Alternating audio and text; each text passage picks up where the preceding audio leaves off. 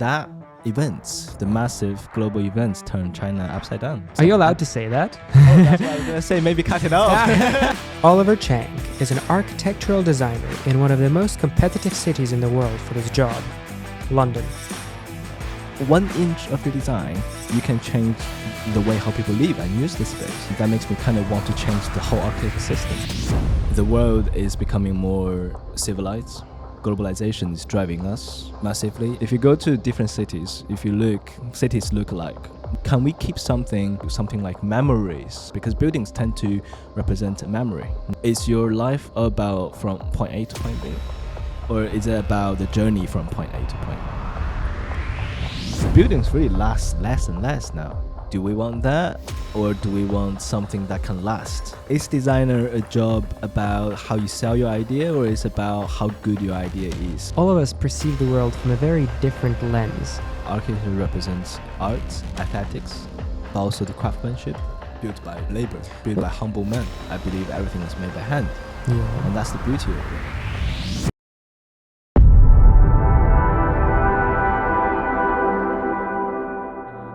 That you're finally here. Welcome. Yeah, absolutely. It's my first time to do the podcast, and to do it with you it's my great pleasure. And have a look, we've got a few upgrades. The other guests did not have tea and did not have a non-alcoholic drink in this wine. Fuck. Non-alcoholic drink. I mean, in this bottle. I mean, yeah, it doesn't look like a wine. Yeah, definitely. Very much so. Non-alcoholic drink. So you're obviously an architect, and you've been working for as long as I've known you to make your dream come true. So be more specific. It's more like an architectural designer. So let's start with that. What's the difference between an architect and an architectural designer? So the architect, that's the name that you get to build a project yourself. You get to lead the project all on your own, take responsibilities. Where you are an architectural assistant, that you only get to do the drawings and to draw the 3Ds and do whatever your upper hierarchy is telling you to do, which you don't take a lot of responsibilities. In a way, that's good.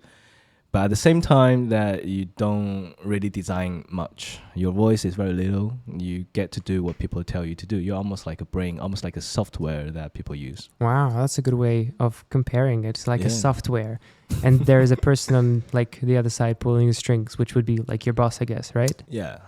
So, at what age do people usually become architects, like on average? Well, on average, let's say in the UK, I would say around the age of 20, 28, 29. Okay, wow. Because apparently, if you want to become an architect, qualified architect in the UK, you have to go through certain stages. There are 3 stages. And to do those 3 stages, including the work experience in between the stages, it takes at least 7 years to do that. Wow, like a doctor. Like a doctor, but it's probably more struggling than a doctor, because apparently a lot of people choose doctor. They're gonna continue with the path, but a lot of people, as far as I know, they pass the first stage of being an architect. They already just gave up. So I know about that. A lot of people in medicine, they kind of stick with medicine, even though it's a bit counterintuitive. It seems like such a difficult thing. I feel like a lot of people that go into architecture do it because they love it, which I'm sure is the same with medicine, but that takes a different spin on it.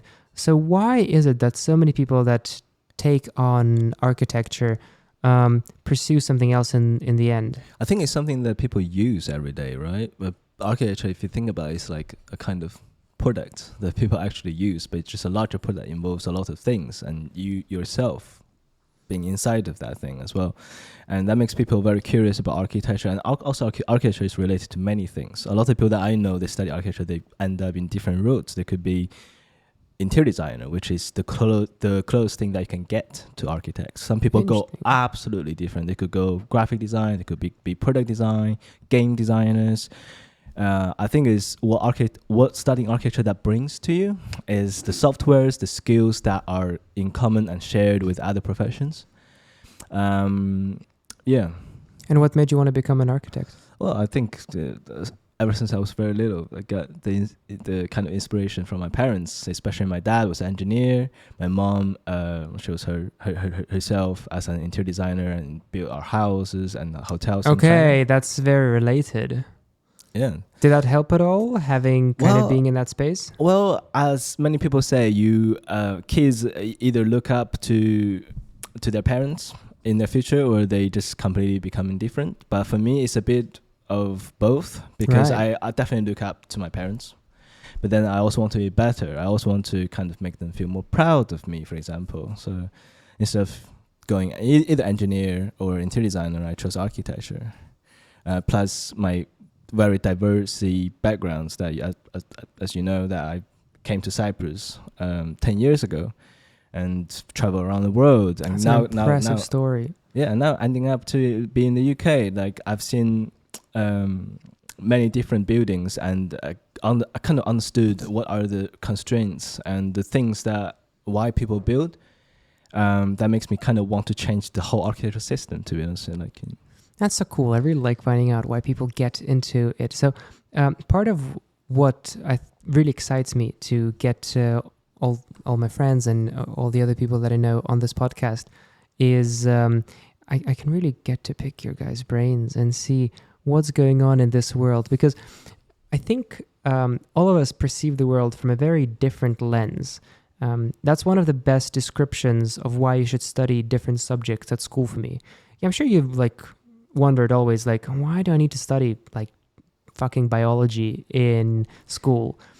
I don't wholeheartedly agree with it, but it's a very interesting view that the reason you gotta study biology and psychology and business and mathematics and history is because as a kid, you want to experience what it's like to perceive the world from a point of view of a physician, of a business person, of a psychologist, of a biologist. And that's very interesting. People that really go deep down a certain profession, like yourself, like an architect. Me and you don't see the same things when we go down Oxford Street. I see this would be a nice place to rent and make a restaurant out of. And you see that brick is pretty rare, right? Am I saying it? oh yeah, absolutely. Like I remember when we had a trip to Japan or Yeah. anywhere else, that if I see a nice building, I would touch it. I would see it as something more historical from the historical point of view, or maybe from the material point of view.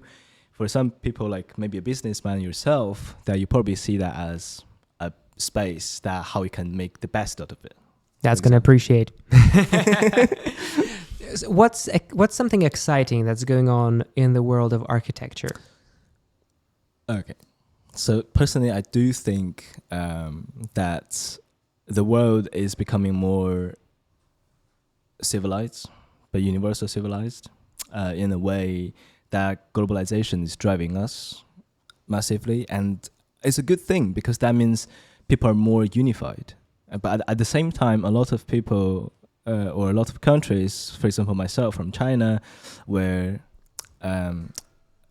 certain things and certain values that's been lost during this rapid growth and the globalization and the whole thing. If you go to different cities, if you look, cities look alike. They sometimes people need to. Well, I think architects and young architecture practitioners, they need to start to think why we design. Is it because of function? To me now, I think function is more than values. It's more than What's function? well, function is, for example, how you use the building, how it's going to make you more efficient. It's just like anything else that we invent. It's going to make our life more efficient. AI start to kick in.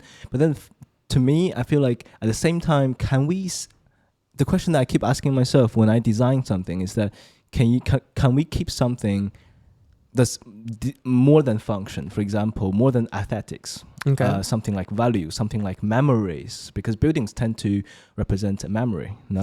Right. So instead of one of those just modern boxes that look good, but it's just a glass box that they make by the seaside, add a little bit of a spin on it, which will just carry a bit more meaning through time. It could, or maybe you can play a bit with more material, like one of my favorite architects, Wang Shu. He actually plays more about materials. A very good example is when I was growing up, the 2008 Olympics, that kind of tears a lot of people's home down, and the government. Where were the 2008 Olympics? In Beijing. Oh, wow. And that's where my hometown was. And that's literally the capital of China. And that events, the massive global events, turned China upside down. So they were putting people's buildings down to make space for the Olympics. To make space for the Olympics. Are you allowed to say that? That's what I was going to say. Maybe cut it off. But that is a very interesting point. I mean, look, not only me been saying that, but I will have to say that at that time, the vernacular architecture, as we say, the traditional buildings, they were considered as less formal. So for the Olympics, that the government wants to show the power of China. That was the first time that China opened up to the world. And they don't want people to see you ride bicycles. They don't want you to see living in a traditional Siheyuan, which is like a one-story building. What's it called? Siheyuan. Siheyuan. All right.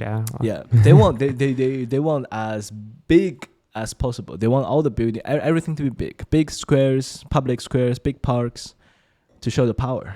But at the same time, we're losing a way of how we live, because Chinese people used to live in a way where we have a courtyard. Yeah.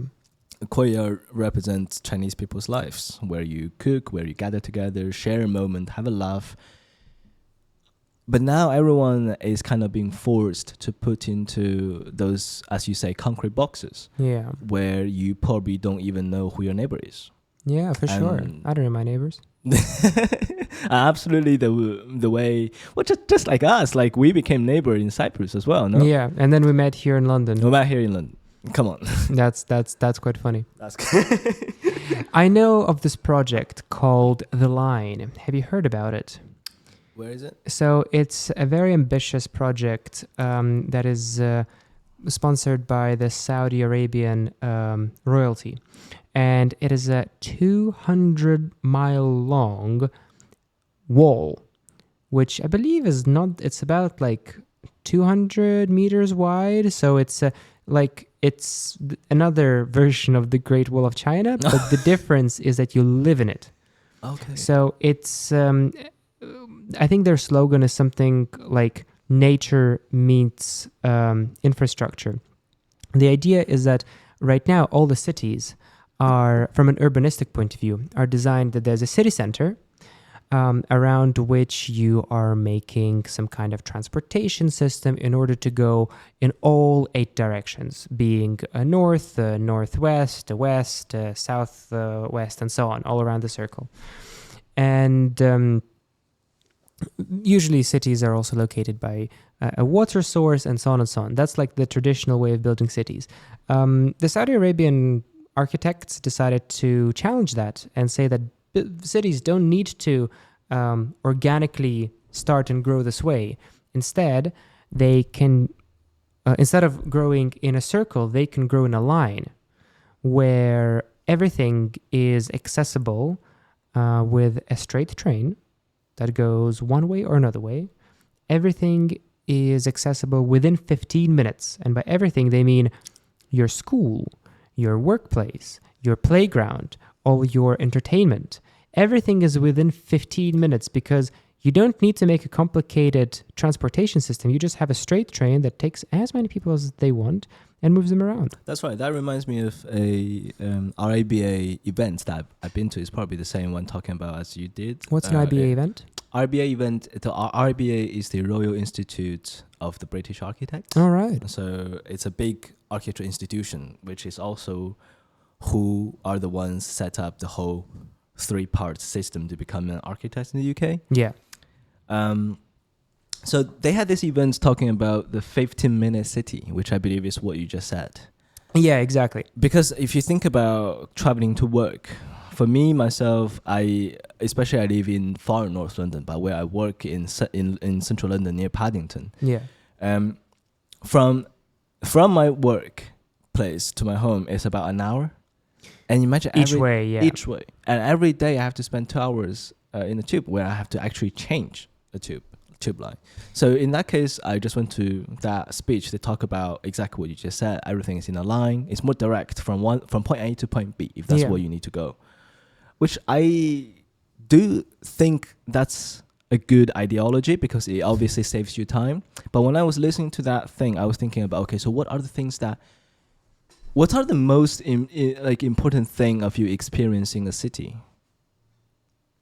Is your life about from point A to point B, or is it about the journey from point A to point B? Because that's Oh, very well different. said. Because I just remember this thing when I was listening to the podcast and the speech, and obviously it's very fascinating because this thing doesn't happen in any city, none. Yeah. The city gets more complicated, and our journey from point A to point B is getting longer. Yeah. But then I was just thinking, do people actually don't like it? They don't like it because they're so clear they're going to go from point A to point B. But sometimes, apart from work, we have lives and we go out to places.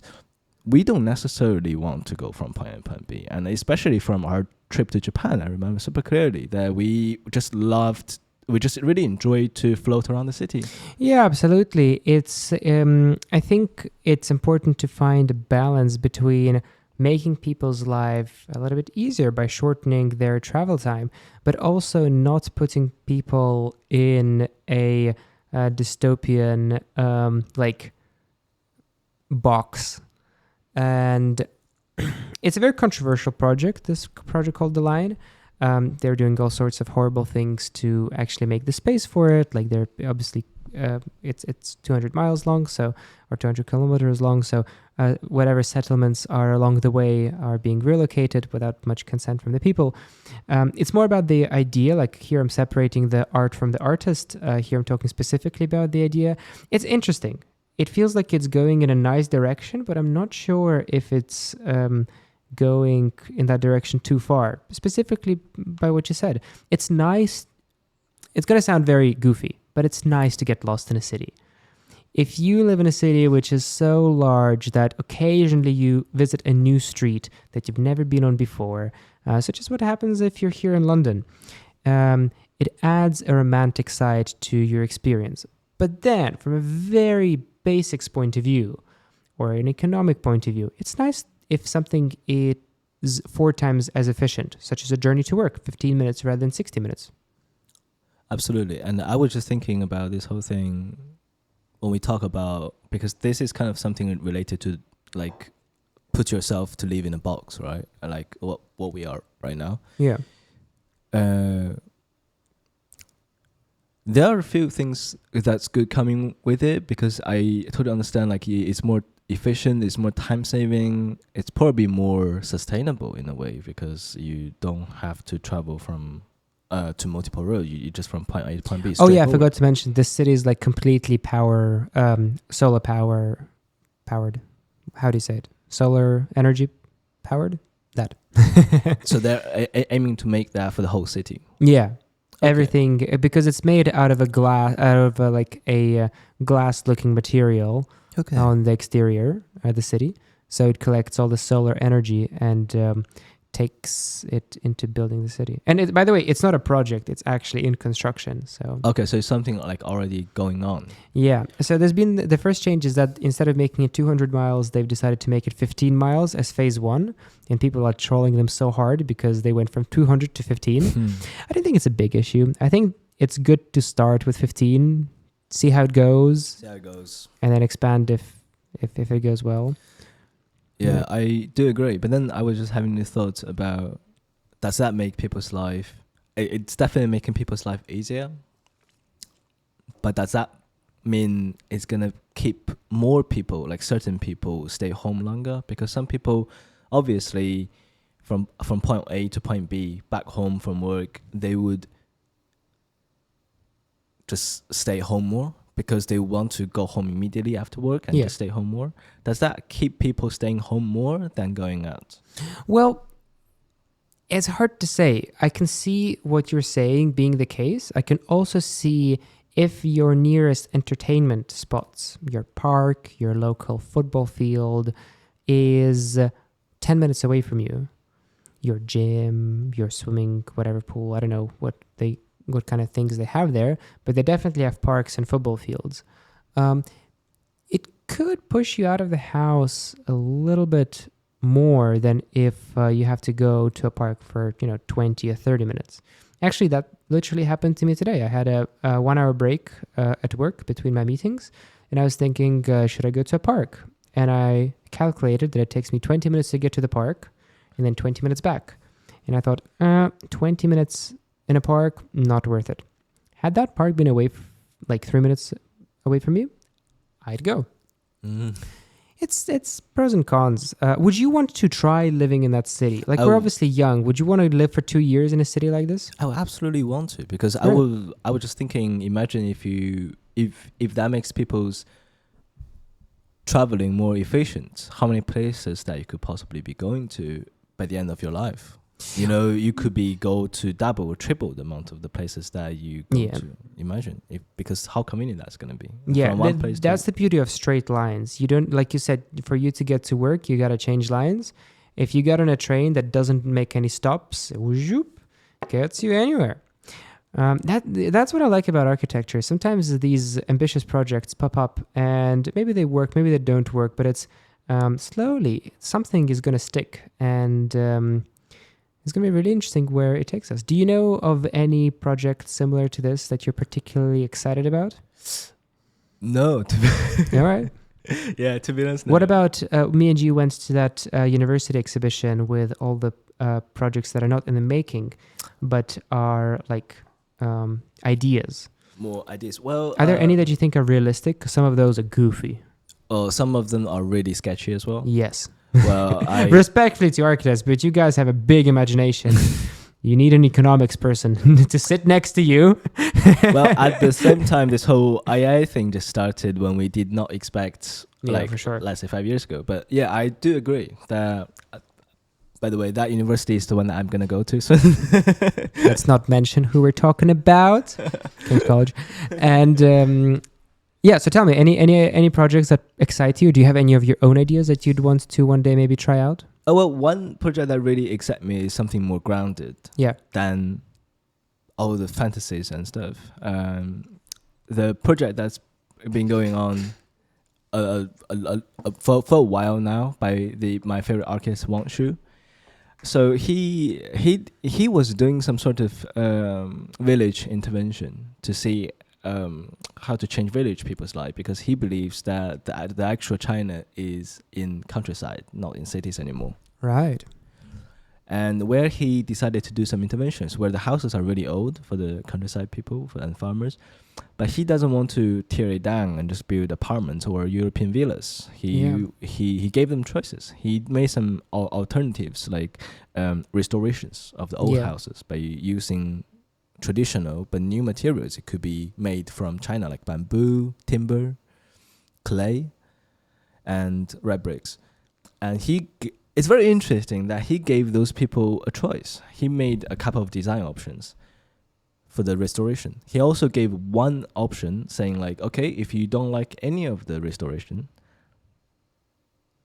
I can give you money and you can build a European style villa. Okay. He asked 10 households, and guess what? 9 out of 10, they chose to keep their house and accept the restoration. Really?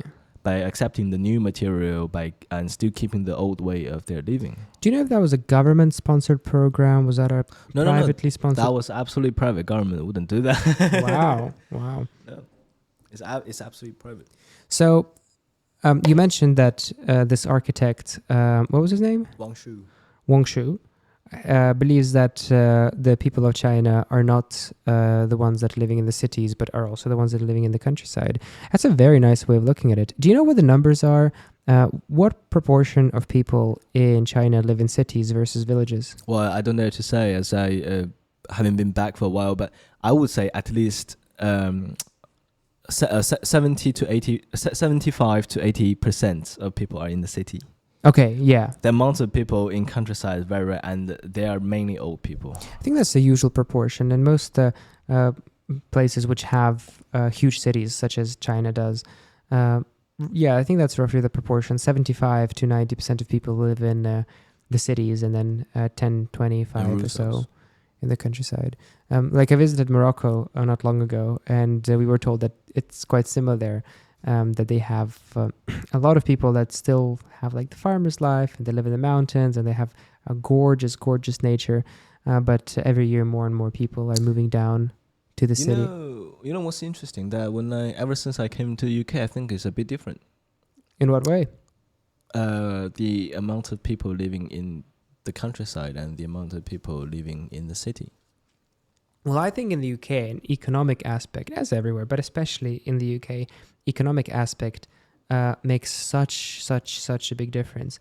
Because I actually am a big advocate of finding a job online which pays an okay wage, because it's all about a positive cash flow, right? If you are making £3,000 a month and you're spending £3,000 a month, yeah, good for you. But if you are making £2,000 a month, but you're spending £1,000 a month, you've got £1,000 positive cash flow. So if you take like a quality of life into consideration, if you're happy with your quality of life and you can make some exciting stuff happen outside of the city, if that's the kind of person you are, that sounds like a really good idea. It's just very interesting. I've heard rumors about London, especially that more actual British people, they're actually living outside of London, where most people who are actually staying in central London, they're actually international people. Well, I've got a question for you, Oliver. When was the last time you talked to a UK-born person here in London? How many days ago was that? I don't even remember. The last time I talked to someone in, like naturally on the street from the UK is actually in Birmingham. Yeah, it doesn't count. We're talking about London. No. It doesn't. I see so few. Most people I know are international, and it's not that I'm in some kind of a weird bubble. You go on the street and you it's obviously hard to judge, but I get the impression that most people are expats. Yeah, and that's a quite interesting aspect, because why would that be more international people in terms of the ratios compared to the local people in central London? Yeah, London is definitely a huge investment fund, which for a job such as yours, architecture, should be a good sign, right? You probably want to be somewhere as diverse as London is. I'm sure the firm that you work with has all sorts of different clients, and having all those different views and markets must be quite fun and quite creative. Is that it all right? It's quite creative. It's pretty international. We've got clients from Hong Kong. We've got clients from Cornwall or even Ireland. It's all over the world. That's all over the world. That's so beautiful. Wow. So tell me a little bit more about like the kind of things that it takes to become an architect, and what's the career path after that? Well, last time when I heard someone talking about architects was during a factory visiting, and then the obviously it took the guy nearly 8 to 9 years to become a qualified architect, and he did give some good advice to the young people like me myself. Share that advice, please. So you have to be first to taking one gap year instead of two. Okay. Because by gap year you mean work? It could be work. It could be doing computations yourself or your own project Right. development. Okay. So the three stages of becoming an architect in the UK. The first one is your bachelor. Second one is your master. Third one, you have to pass a RABA exam to be a qualified architect. So between part 1 and part 2, which is bachelor and master, you will have to take a gap year, recommended, to get more experience. And the good thing about that is that you get to know what it's like to work in practice. And a lot of people are thinking doing architecture is about drawing buildings. It's about build Lego models, for example. Yeah, that's how I would perceive it. Yeah, but at the same time, there's more to it. There's a lot of dry stuff that people don't really see. Yeah, of course. I remember when I first started working, I could spend a lot of time just to work on how a piece of window, a double glazed window, is installed. And you would never think about you can spend a whole day sitting there just to work out how a window is installed. Things like that, and a lot of things like that can be really dry to people, and then they start to realize, oh, that's not what I signed up for. Yeah, for sure. You're thinking that it's going to be exciting and creative, but at the end of the day, you just need to draw 1,000 window designs for the client to decline all of them. Yeah, absolutely. And where you get the clients that, obviously as a client or as a business person yourself, you like to see more options. Yeah. Where the more options that you get, where you will gonna spend a lot of time to draw similar things, and then you realize, are you actually designing? Well, sometimes designers. So in Chinese, designers, like just thinking about the word designers, Yeah. it's called 设计师, and that is a God job. Oh, Because wow. it's a job belonging to God. Like you get to design something, telling people this is how you use it. You use it this way because I designed it. I want you to do that. Yeah. And that's why a lot of people say that, okay, architect is a job for God, because just because 1 inch of your design, you can change the way how people live and use the space. Oh, And that's that can change people's powerful. mood. But yeah, at the same time, when you actually started working, you will realize a lot of things. For example, you don't get a lot of voice. In this kind of generation that people, obviously, you have to respond to your clients. And sometimes you will get these clients that they don't really know about design, but they tell you all their fantasy ideas. They're for like, sure. I want this, I want that. I don't like your idea. And your idea can be easily rejected compared to school time. And that's what I think a lot of young practitioners, they don't really know yet. That is more than just the design that they have to face. It's more about the society. It's more about the clients, about talking to people, after all. So would you say in order to be a successful architect, which I guess is the case with a lot of jobs, in order to be a successful architect, you need a lot of soft skills in order to communicate with the clients and understand like their perspective, and maybe in a way even be a bit thick-skinned and not get offended if the suggestion that you perceive as great is just neglected by a client without paying too much attention to it. You absolutely right, 100%. Because you will have to. It's just like any business, people like yourself. You have to be good to talk to people. Some really successful architecture designers, if you listen to their speech, how they make their speech is like really convincing, really provocative, and they just really sell their ideas to you. But it's just really controversial. Is designer a job about how you sell your idea, or is about how good your idea is? Some people can be really good with their Oh, ideas. I think it's definitely how much you sell it. Absolutely. Yeah, there is one. I forgot his name. He's the richest he's the richest man in India, and he once said something funny, which at first may sound completely bizarre. He said, "An idea is like an asshole. Everybody has one." And it sounds like just a goofy thing to say, but I think I know where he's coming from. Everybody's got an idea, but you got to sell it. You got to prove it. You got to have some proof of concept. You have to get some attention to it. Yeah, no, I can't agree more, because just imagine if you have a really good weapon, but you don't know how to use it. Yeah, Then that weapon just becomes nothing, no? of course. So therefore, a lot of young architecture practitioners, they focus too much on learning softwares or learning designs. But instead of that, I do think a university that doesn't really push you enough is to actually show you how to present. Where I think a lot of this that you get from like some external events, for example, you do get like you have to go to different architecture events, competitions to see how other people present, where you get to learn more skills. So there are two different skills. One is speaking, the soft skills. Another one is more about the technologies that you know how to use. For example.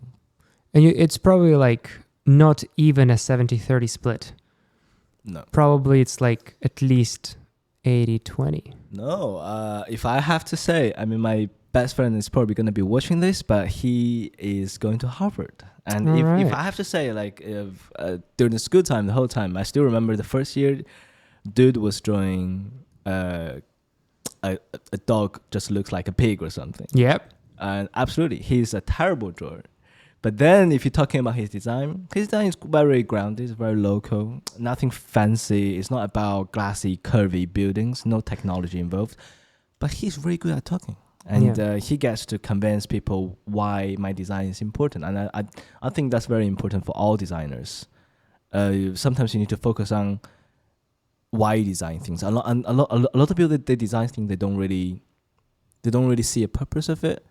which I think is why people needs to go to the university stage instead of some people drop out. Like for example, they finish bachelor, they just go straight to work. Where I think you need to practice your presentation skills. A lot of time. Do you practice presentation skills in university? Because I feel like a lot of these soft skills that are so important to not just being an architect, but pretty much any profession that you would want to pursue from a career point of view.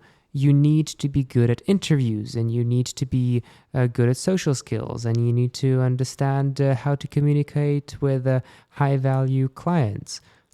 And there's really no way to learn this unless you are out there doing work.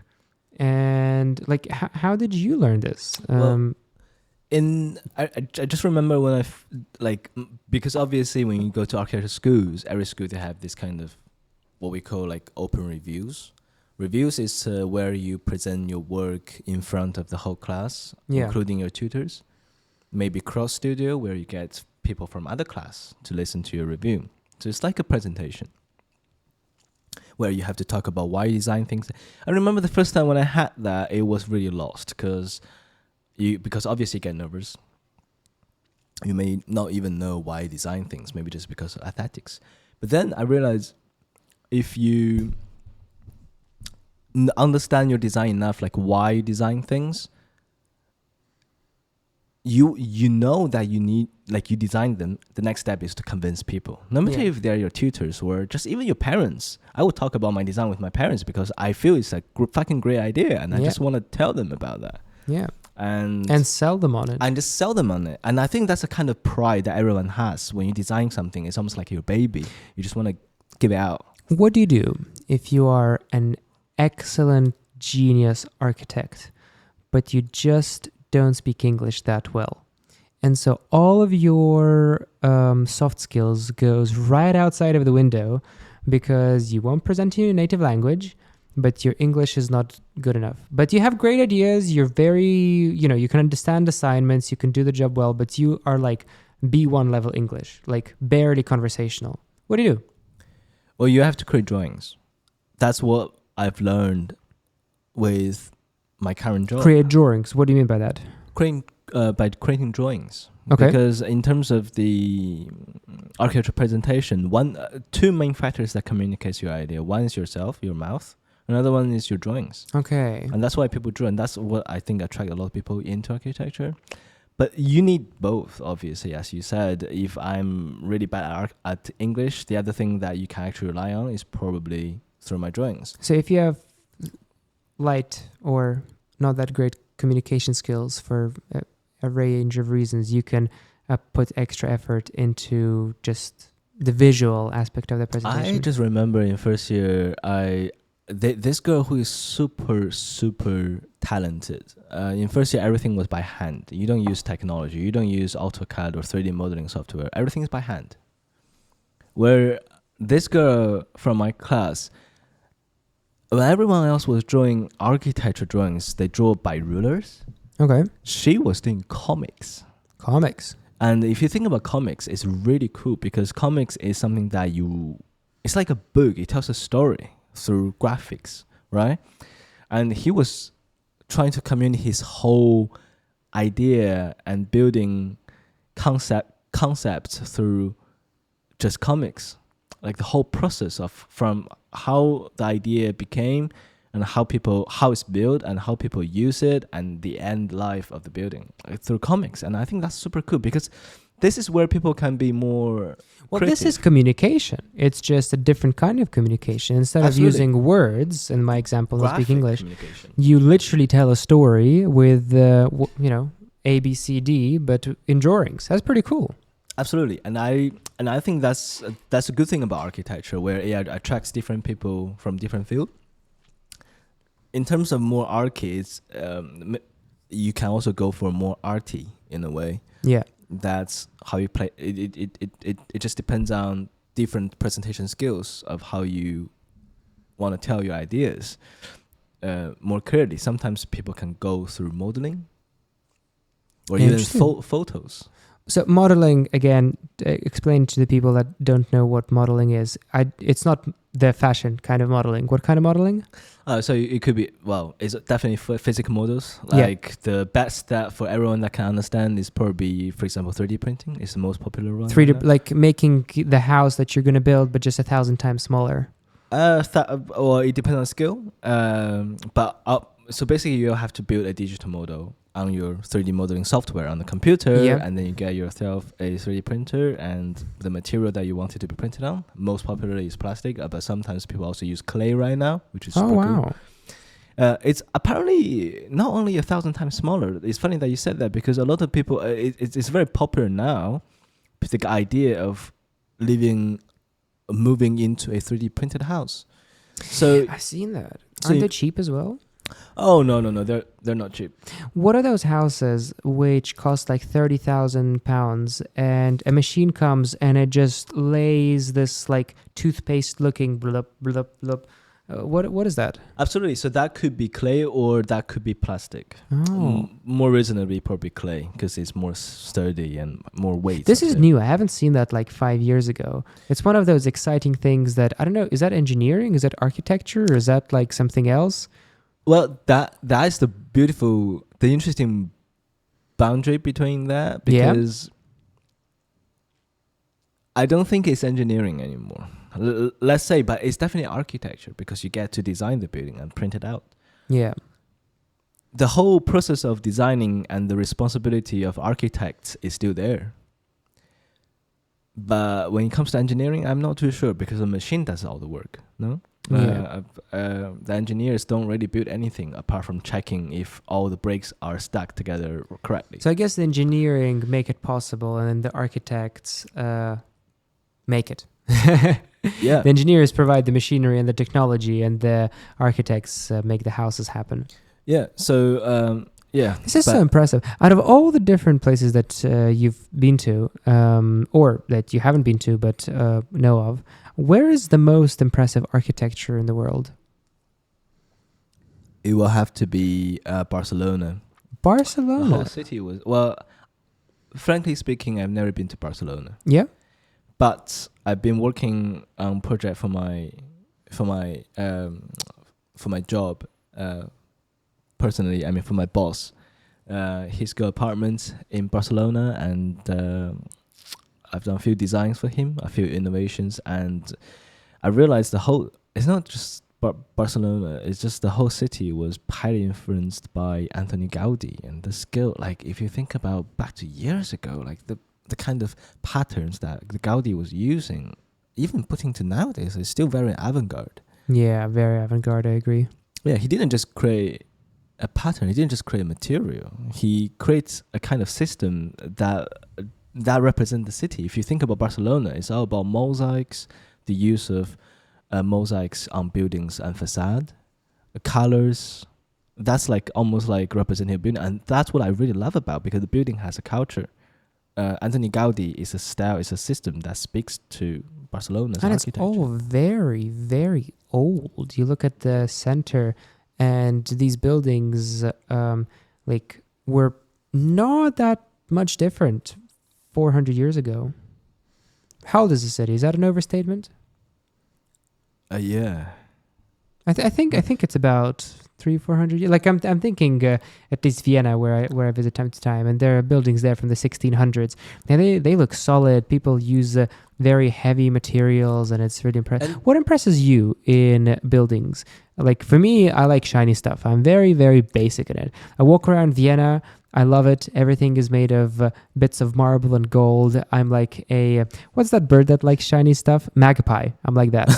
And then I walk around London, and everybody is saying how beautiful London is, but I don't get it. For me, it's one-ply windows and things that need a bit of renovation. I love London so much, but the architecture here is not it does not come close to my heart, speak close to my heart.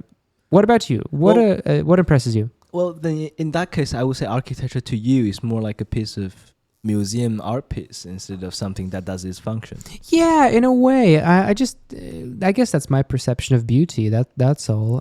Some people can appreciate antique furniture, Like if a chair is older than the United States of America, they they get excited by it. For me, it looks like you gotta update your chairs, my friend. They're a bit old, but that's because that's nobody has shown me the beauty in antiqueness yet. Yeah, I do agree. So, as I was thinking earlier, that architecture represents arts, aesthetics, but also the craftsmanship. Yeah, It's about how the building is built during the process, but not just how the finished product is like. So, for example, how the bricks are stacked together to form a kind of dome in that case, in the case of a church, for example. yeah, Back to that age, I believe everything was made by hand. yeah. And that's the beauty of it. And I think something really good about architecture really attracts me is the craftsmanship. It's something that's built by labor, built by humble men. I guess Stonehenge is a great example of that. If people right now just threw some massive rocks with all the machinery that we have right now, would be like, oh well. But the fact that they've done it, God knows how many years ago, it's impressive, and people come to visit it just to see what it was like. Yeah, absolutely. If you go to China, I still remember China, the Great Wall. Like people still are still arguing if that's whether man-made or if it's just machine-made. But if you think about how many years old that shit is, I mean, it Could be aliens. could be aliens. But I'm not allowed to say that. There is like a funny thing where the moment that you start saying that something is made by aliens rather than the people of the country, it becomes a bit offensive because it's like there's no way you could have done this. I would rather believe that it was an intergalactic species than you.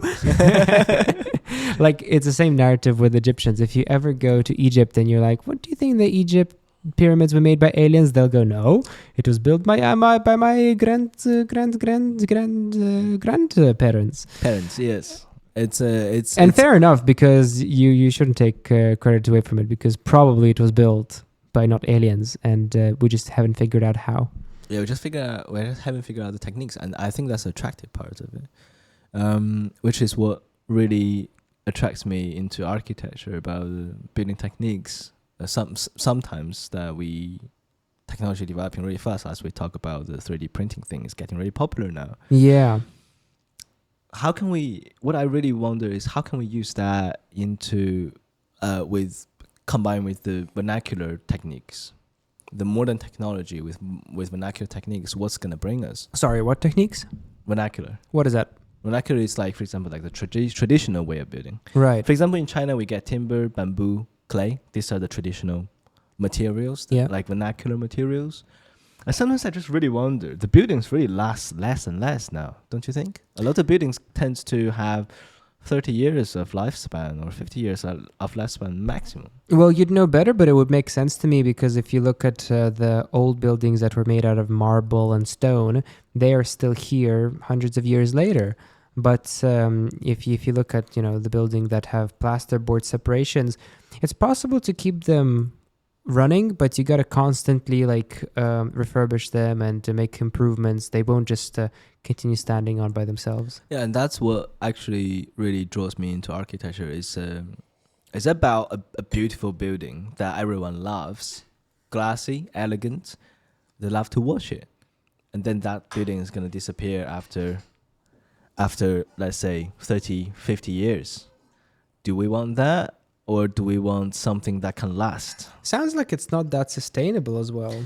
Yeah, I know timber isn't, but is bamboo a sustainable material? Well, bamboo is much more sustainable than timber. Does it releases? But one problem with one problem with bamboo is that it doesn't grow anywhere. It grows. Really? It doesn't grow in every places. It only grows in certain places. Yeah. Yeah, we've seen it in Japan when you visited Japan, right? But it would not grow in Switzerland, where we walk the mountains. That would work. What are some? That's a question I really wanted to ask you. Everybody knows about the pyramids and the Eiffel Tower, and that place in Jordan, and some other wonders of the world. Do you know any exciting and unique and maybe mysterious or impressive buildings around the world that would be worth visiting to somebody who is into architecture? Well, in terms of that, do you know in a city in China called Xi'an? Is that the one that's in the mountains and it's connected by like bridges between mountains? That's not, but that's a city with beautiful food. Apart from that, you have this beautiful underground city, which is built by the old dynasties, where they have the sculptures of people, the warriors. Yeah, they are buried, and there's like a bunch of them, like 200 of them. 200 of them. Yes. And there was a statue of the king, etc. If you think about it, how are these things are made? Could be, as you said. So what like is there to see in that city? It's the people, like the mummies of the statues of the warriors, or it's the people, but also the space, because that space, once you get into the space, it kind of gives you the ultimate sphere of power, and I think that's what the king was trying to represent. It's trying to represent the power, not just through the people, because if you count overall, it's only like about 200 of them. Yeah, but it's more about the space, the height. How big is it? Not too sure, to be honest. But like big enough to be impressive. Oh, big enough to. Wow. China has a lot of places, which I want. Why is China not a tourist destination? It feels like it would be a great tourist destination. Why not? Yeah, to be honest, like I was talking to my friends, right, the other day, that most people, when they think about Asian culture, they think about Japan. Japan, Korea, Vietnam and Philippines because it's so cheap. Indonesia. Yeah, but absolutely. Not China. Singapore, but Singapore is rather rich. Not China, which I do not, which I kind of know why from my personal preservation. But have you ever had this idea? If you're gonna go to somewhere in Asia, have you ever thought about going to China first, or you ever? Because I know we've been to Japan first. Yeah, for sure. And like our second choice was Korea, Philippines. Yeah, which is not China. Not China. I think my level of confidence in the English-speaking English speakers lower than Japan.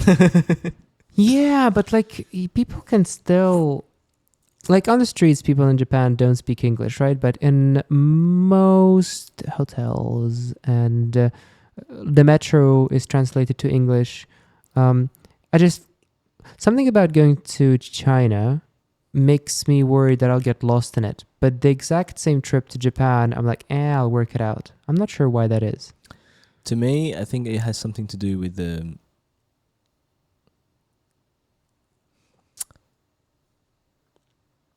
I mean, I first of all, I don't think China as a country is as how it used to be in terms of culture. From a person growing up in China and left China eventually, I personally think that when you talk about Asian culture, I personally would think about Japan if I don't know about China. But because I know China, when I grew up, like the city, that when I was younger, that China was much more powerful in terms of culture and heritage. But now if you think about China as a world-leading exporting country in the world. You guys are doing great economically. It's doing great putting economically. aside like politics, from a level of quality of life point of view, I imagine the last 10 years have been great for you. It's been great, but what are the costs through this kind of rapid growth? Interesting. Do you know if people inside the country feel that as a negative at all? Well, I in that case, I don't think everyone would feel that way. But people who coming out of the country, they definitely open their eyes and get to see more things, and they more likely to think that way. Yeah, I guess the external like reputation of a country affects the willingness of tourists to visit. Like, I'm sure, I don't want to name any countries, but I'm sure there are a lot of countries in the world that are really beautiful. Afghanistan. I'm sure Afghanistan is very, very beautiful. But because there has been this decade-long war, nobody really wants to go there. So that's an extreme example. So I guess countries like Japan and the Philippines just seem a little bit more cute and soft on the outside, which is a shame because I think objectively, if me and you went to China and somehow you didn't speak Chinese, we'd get along just fine. Because you're absolutely right. When we walk the streets of Japan, people don't speak English, and we have to find our way translating with their phones and just using sign language with people, and it works. And I think we'd work it out. But it's that initial first step which somehow feels a lot easier with some countries rather than others. Well, do you think it has something to do with the size of the country? Because when we think about I don't think so. Japan or Cyprus, like you definitely think about that the people there are more chill. Yeah. But if you think about the UK, it will be a different situation, no? Because people are more fast moving. They are considered less friendly, but I would say it's more fast moving. Yeah. So it's probably the same case in China, because China, first of all, is a big city. It's a huge country, with, if not the most population in the world in the country. And Didn't India overtake you guys? well, Not that it's a competition. well, but it seems like there could be a competition because the government is opening for a new law for having second or third births right now. So so you guys are back to allowing it. yeah, we're back to the game right now.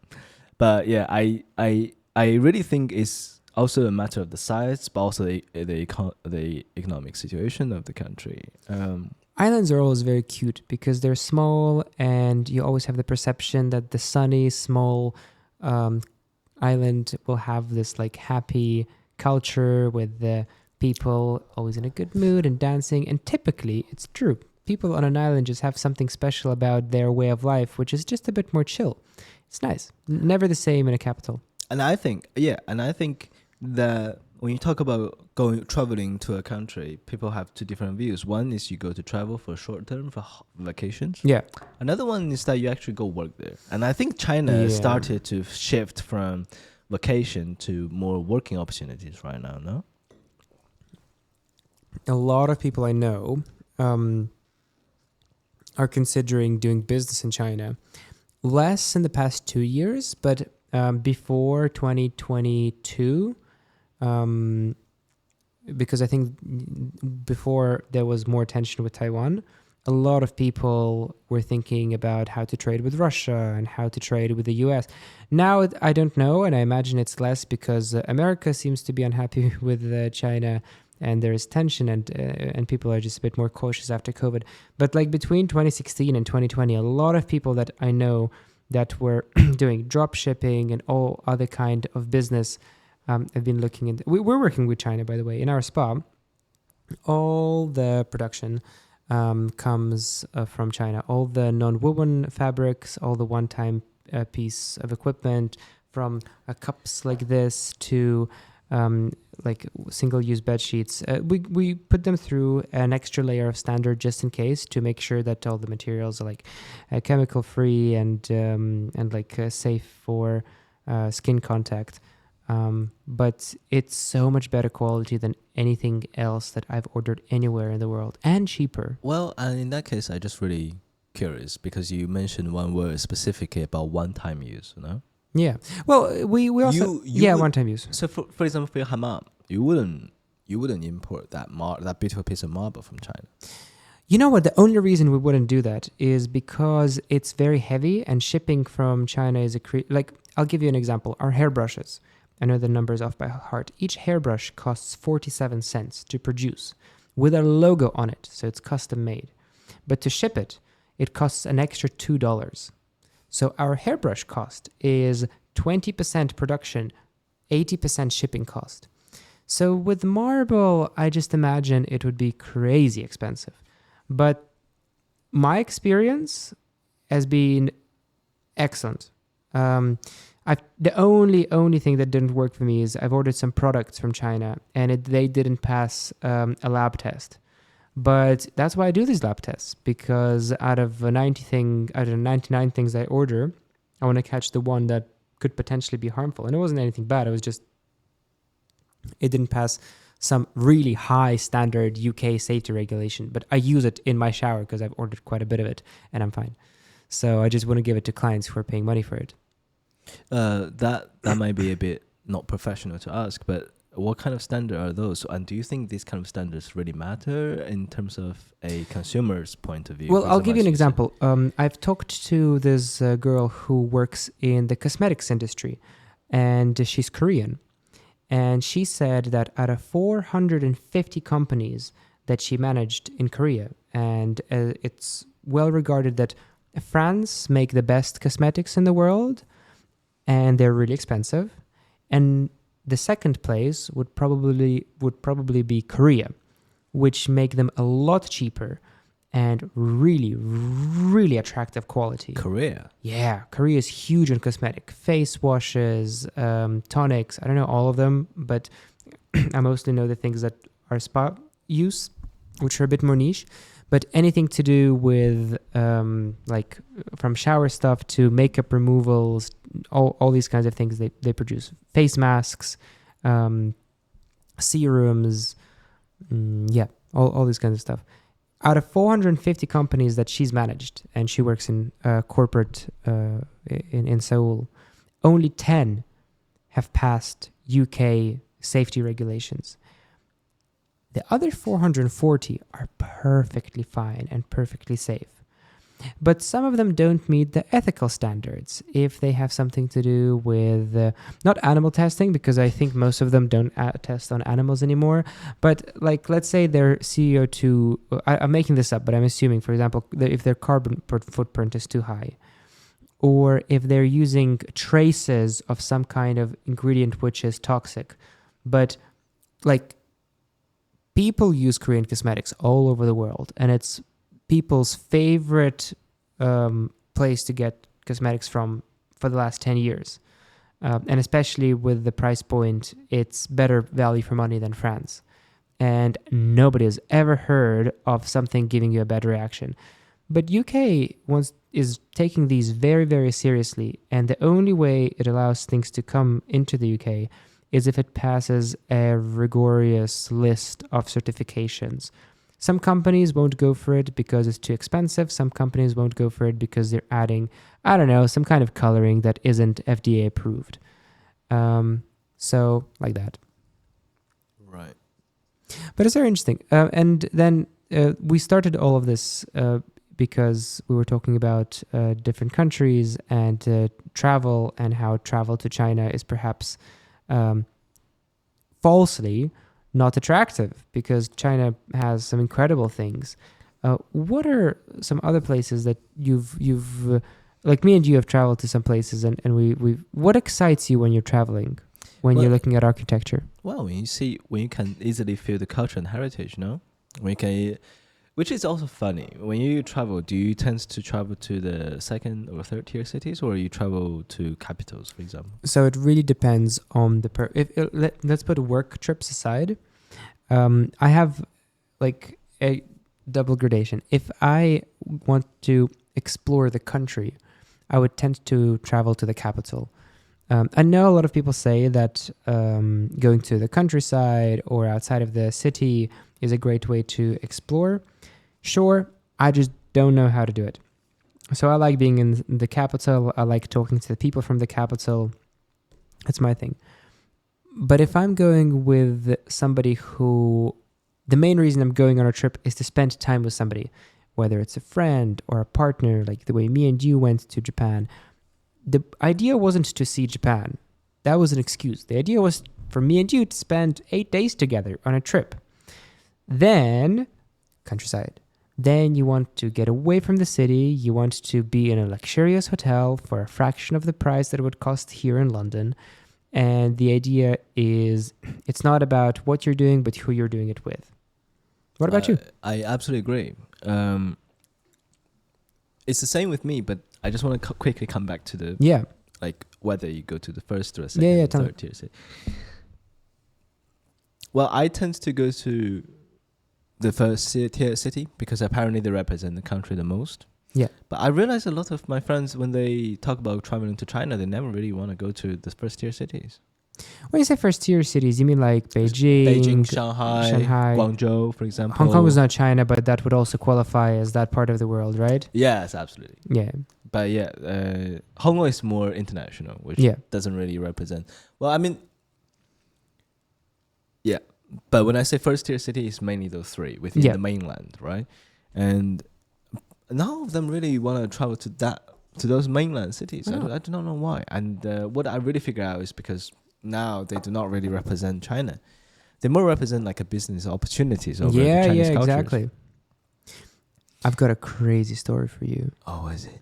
Have you heard of this recent glitch on Google Translate, where if you translate from one language to Chinese, but you type in Chinese in the language that you want to translate it to, it translates to some fucked up shit? Wait, what? Wait, like fucked up shit as in no language or some sort of language. So for example, you're translating from French to Chinese. Right. And in French, you write in Chinese how to say good afternoon in Chinese. And then it translates to like the people of China need help.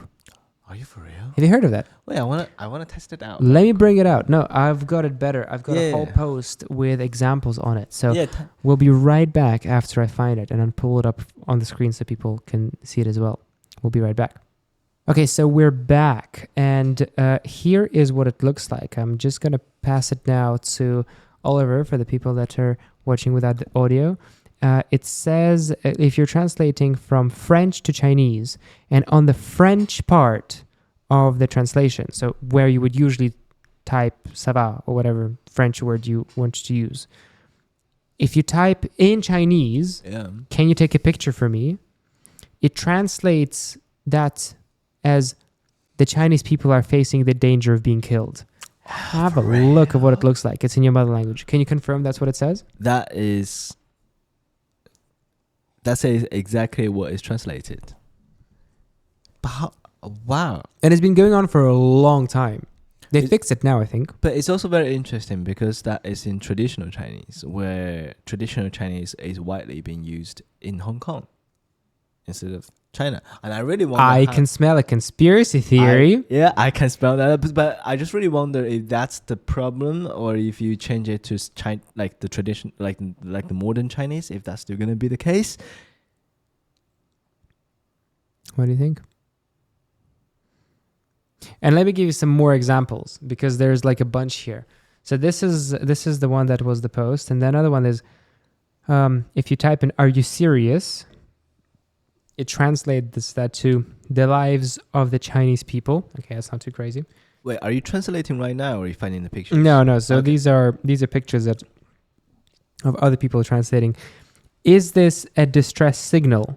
And the translation is the right to self-determination of the Chinese people. Well, let me just double check to make sure. That Have a look. You speak the language. What does it say? Oh. Isn't that insane? And that's the thing. It can't be a glitch, because a glitch would just make some random. This is like But that kind of means something, no? I can't figure out what. What do you think, Oliver? What could it be? Here's another one. What's wrong? ? It's translated the Great Emperor. I have a question. Is that only from French to Chinese, or from any language to Chinese? I don't know.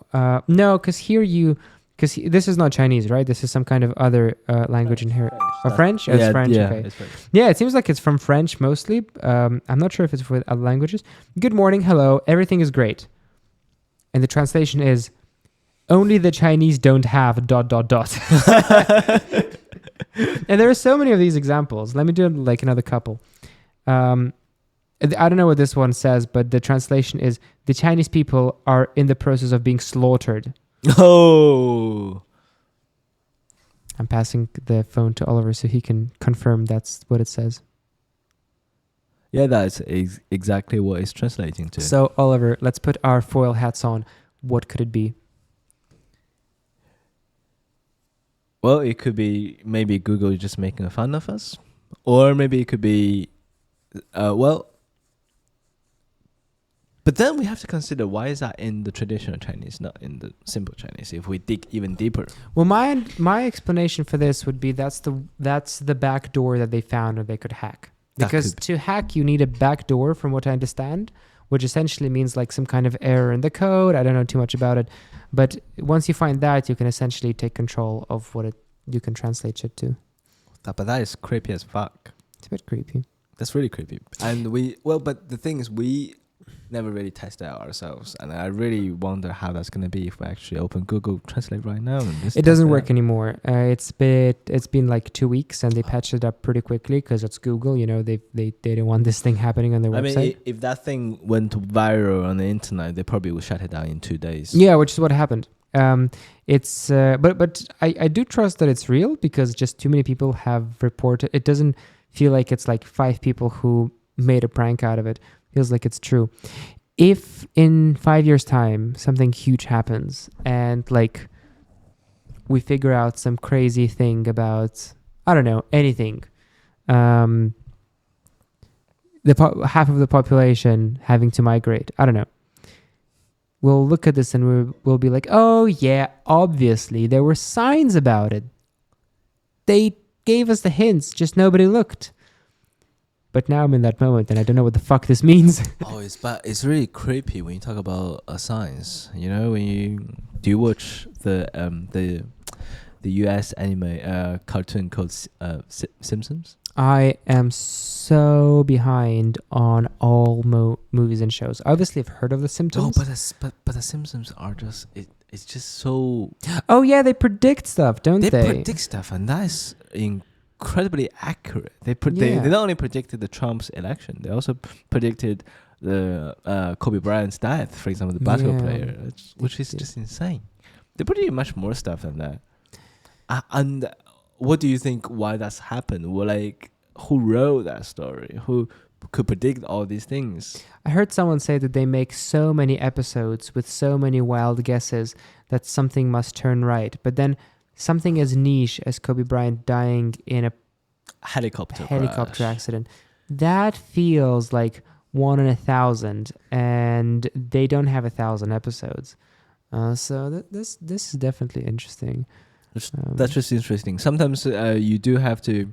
I mean, I don't really believe in like ghosts or angels and you should. Or God, which I started to believe right now, because sometimes when things happen, people start to go like, "Oh, we actually got a lot of hints before from this, from Google, from cartoon TV shows."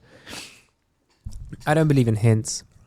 I don't really believe in ghosts, but I can't say with 100% certainty that they don't exist. By the way, it's that time in our podcast where we're going to start talking about some goofy shit. Like, I always recommend, if people are watching a podcast, skip the first hour and a half and you'll get to the interesting stuff. So fuck it. Let's talk about ghosts. Okay, no more architecture and no more stuff. But no, we can get back to architecture as well. But but you know what? Ghosts. Like, in terms of my parents' generation, they really do believe in that. For example, where do people go when they die? Yeah. Even the last time someone passed away in my family is my grandma, who is the closest to me, and that's my mom's mom. And my mom's really like emotional about it. Normally, I've never seen her believe in ghost or God or like things like that so deeply. Like after her mother's death. Yeah, she started burning, like using the traditional Chinese method, for example, burning the fake money. Yeah. On a specific day, burning certain things in a specific time, so these things can go to heaven. It's just very miracle. And she would tell me, for example, oh, now all of these things are burned out. Yeah. That means your grandma took all this away. Yeah. And I don't know. Sometimes people tend to believe these things when something happens to themselves, no? So I want to tell you a story about sailors in 1780s, and I'll loop back to this conversation. So in 1780s, there was a famous sailor, you may have heard of him, Captain Cook. He's the dude that discovered New Zealand and traveled to almost Antarctica, but barely reached it. He was one of the first sailors to find a way to save his crew from scurvy. And the way he did that was he had 8 things that everyone from their crew needed to do on a daily basis. I don't remember all 8, but one of them was that they had to consume candle wax. The other one is that they had to consume pig's fat. And there was a very, very strict hygiene rules in place. And I don't remember some other things. And they also had to eat a lot of citrus fruits. And in his writings, Cook believed that he found the perfect recipe to save his crew from scurvy. Turns out of the 8 things that his crew were doing, it was just the citrus consumption of oranges and lemons that saved his crew from scurvy. The other 7 were absolutely useless. If anything, they were damaging. But he would have no way of knowing that, because the only way he could test it is by risking people dying. He tried a bunch of stuff, and they seemed to work, so he stuck with it. And let me look back to the conversation. I feel like that's very often the case with a lot of our beliefs, whether they're professional or spiritual or to do with relationships or to do with some other kind of prejudices. We have a set that we subscribe to, and somewhere between 20 and 80% are correct, and the others are definitely wrong. But in order for it to work, we gotta subscribe to the whole 100%, because figuring out what exactly in our set of beliefs is wrong could come at a cost, which is important to do if you have the opportunity to do. That's how society moves forward.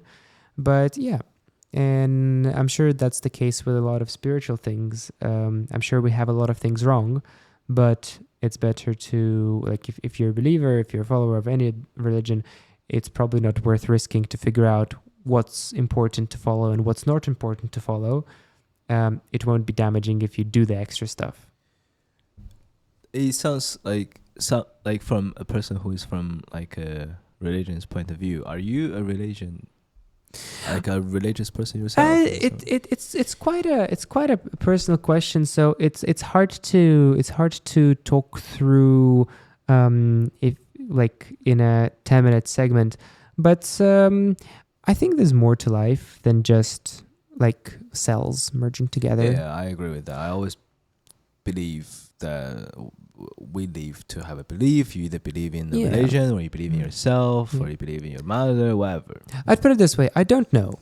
But if I was shown that there is something after life, I would not be surprised by the slightest. That's my perception of it. So, yeah. What do you think of all of that, Oliver? We're an hour and a half in, and we started from architecture, and now we're here talking about souls and gods. And cheers to that. I'm so happy to be here with you. Thank you for coming on the show, Oliver. Thank you for inviting me. Thank you for having me here. But this time of the day, which is beautiful. Absolutely. Enjoying the wine with the person that I haven't seen for a long time, and we're talking about such deep stuff. That's beautiful. Talking of religion, the new Pope got elected today. What is it? Yeah, I don't know. Do you follow the Pope and Catholic kind of stuff? But the new Pope is an American guy. I don't know his name. He's literally been elected a couple hours ago, but I think he's got Francis in his name, which is the name of the previous Pope. He's got a couple of names. Is that why he was elected? No, of course not. That'd be quite funny. We don't want to learn the new name. Do we have a guy named Francis? Oh, hey, Francis, do you want to be Pope? No, I don't think it's that. But he's an American dude. We were joking with my partner that right now America is a little bit more controversial than other times of the year. Let's face it. I love it, but some people have certain problems with it. So imagine if a world, again, conspiracy, in which a certain donation was made, and now there is influence over the Vatican by the great country of America. Just a bunch of bullshit. Well, yeah, absolutely. Before we end the show, I would really love for you to tell me a little bit more about your experiences traveling and architecture, and where you want to take things from here. Like in 5 years' time, you're obviously aiming for that architecture title.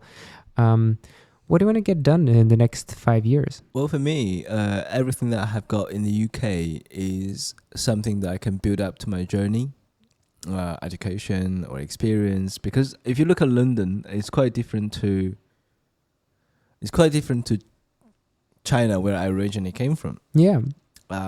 It's been doing great with historical preservation and the modern architecture. They're coexisting at the same time. If you look at the Gherkins, if you look at the Shards, those famous modern, super modern architectures compared to the St. Paul's, the Westminster buildings, for example, they are coexisting at the same time, and they both form a landmark of London, which is what I really want to show China, and I think China should learn from London or some Western countries, because this could be controversial, but I do think this whole modernism is started from the Western. Yeah. Where it drives a lot of Asian countries crazy because we're trying to keep up. At the same time, we lost our own values. And what I really want to do, and what I really see myself in the next coming 5 years or even 10 years, that I probably will be studying how architecture can be preserved and why we should promote vernacular techniques, and why buildings should be lasting, should be built to last, not built to look at. And try to see if I can bring that back to China, and to see if that can change the Chinese cityscape. And why is that important to you? Why do you want to bring traditional architecture to your homeland? Well, I do think it's because when China is lost its value, is a part of me is gone. It's a part of my childhood is gone. It's becoming history. And I'm sure you're not the only one to say that if China's values are gone, no, then a part of yourself is gone. No, but I just don't think, like, if a country is existing but it has no difference to it disappearing, then what's the point of living there? If the value is gone, then it's almost like the whole country, like it's not like how it used to be. And I actually do miss the whole hutong life, the whole alleys living lifestyle, like, compared to modern days where people live like a machine and work like dogs. Oh, wow. What about AI? Where does AI stand in the future of urbanism and architecture? Well, there's a good thing about AI, right? But I do heard a little bug about the AI.